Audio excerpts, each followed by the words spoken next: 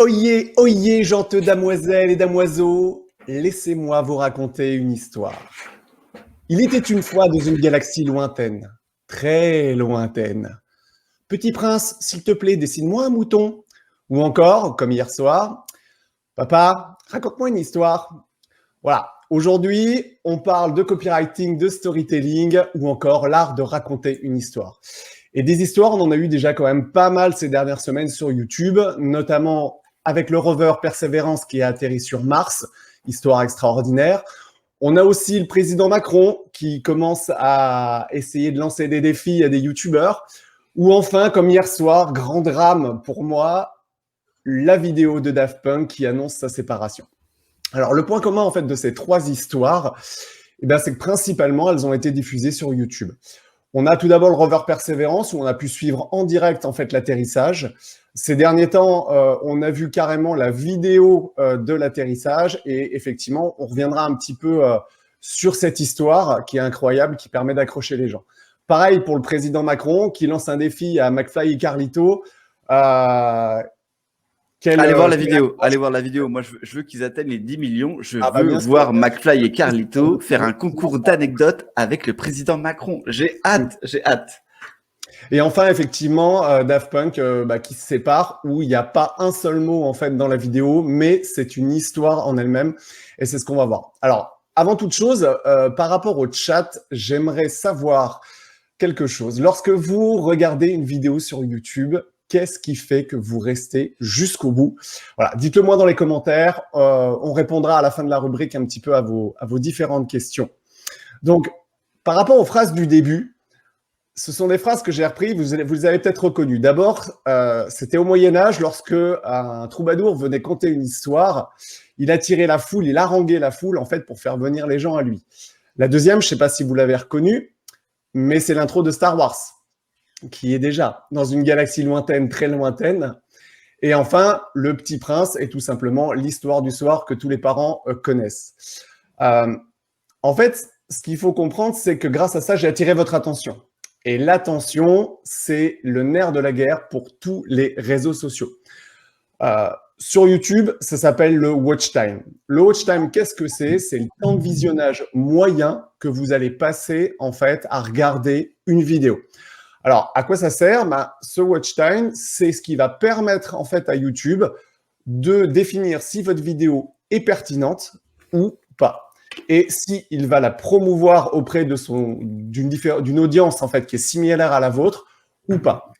Alors, comment on peut voir, lorsque vous avez posté une vidéo sur YouTube, un temps de visionnage? Vous pouvez très simplement aller regarder dans vos analytics et regarder cette donnée. Elle est extrêmement importante parce que en gros, on part du principe que vous avez une vidéo de 10 minutes. Si vous avez une vidéo de 10 minutes et que vous avez un watch time supérieur à 8 minutes, vous avez une très bonne vidéo. Le contenu est bon, donc vous pouvez continuer à aller en ce sens-là et ça veut dire que votre audience consomme en fait le contenu que vous proposez.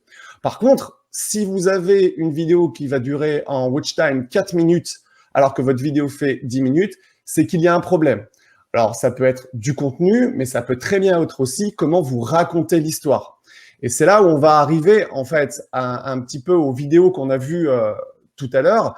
C'est comment je mets en place le storytelling ou l'arc narratif. Alors, quelque chose d'hyper important que je vais rappeler, je crois, à chaque SnackTube, ce sont des humains qui regardent vos vidéos. Et comme je vous l'ai dit dès le départ, on adore se faire raconter des histoires. Si je reprends notamment la vidéo de Daft Punk,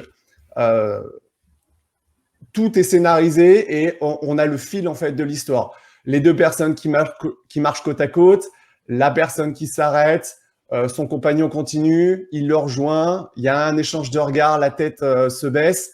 Un des Daft Punk se retourne, il déclenche l'autodestruction, il s'éloigne, il explose. Une nouvelle musique de Daft Punk, en plus, petit teaser sur qu'est-ce qui a été créé, commence et vous voyez finalement l'autre Daft Punk seul partir au loin vers l'horizon. Voilà, l'arc narratif est posé. Donc, l'idée, c'est lorsque vous allez faire des vidéos, essayez de penser à raconter une histoire. Je ne vais pas forcément vous donner de tips ou rentrer tout de suite parce que ça serait beaucoup trop long à expliquer. Mais par contre, je suis curieux de savoir un petit peu Inès comment elle peut raconter des histoires. Ah, mais ça Inès, elle va nous expliquer. Ça, laisse-moi cette partie sur ces questions-là. Ça, c'est ma partie. Inès va nous en dire plus. En tout cas, merci beaucoup, François, pour cette petite rubrique sur le storytelling, le watch time. On a quelques questions. Là, tu as posé des questions au chat. Alors, qu'est-ce qu'ils nous disent? Il y en a qui nous disent ce qui est important, c'est aussi le ton du youtubeur. Et je pense, oui, effectivement, c'est quelque chose d'important. Pour quelqu'un comme Inès qui écrit, c'est pas la même chose. C'est plus un rythme, je pense, que le ton en lui-même. En tout cas, forcément, ça s'entend pas. Mais je pense que sur les vidéos, le rythme et le ton sont très importants. Ne pas parler d'une voix monocorde. Ça, c'est quelque chose, moi, qui me fait zapper très rapidement. Hein. Dimitri, qu'est-ce qu'il nous dit? La personnalité de l'intervenant. Bah, c'est le personal branding. Et là, je pense que Inès, pareil, on va pouvoir en parler. Ce sont des techniques très très importantes, que ça soit encore une fois sur LinkedIn pour Inès, sur YouTube, sur Instagram, la personnalité à mettre en avant, parce que les gens s'attachent beaucoup plus à une personnalité. Qu'est-ce que nous dit Karine? Karine, elle nous dit que c'est le sujet, le dynamisme et l'humour. Alors, l'humour, ça reste subjectif, Karine. Hein. Tout le monde n'aime pas regarder des vidéos d'humour. Moi, j'adore, mais tout le monde n'aime pas. Dimitri nous dit oui, le storytelling pour les vidéos. Comme le dit François, le storytelling, c'est très important. Fabrice, ah bah tiens, et le voilà, Fabrice. Je lui disais, mince, si on n'a pas Fabrice aujourd'hui, ça va pas. Fabrice, watch time différent du dwell time. Le watch time, c'est pour les vidéos. Le dwell time, c'est pour les réseaux sociaux comme LinkedIn, comme Facebook et comme Instagram, je pense aussi, peut-être. Mais c'est similaire. Dans le concept, c'est similaire. C'est un temps de visionnage moyen. En fait, on est d'accord. Agnès, si la voix m'énerve et le débit, je ferme et je zappe direct. On est tout à fait d'accord. Ok, bon bah voilà un petit peu ce que c'est. Et ben en tout cas, merci.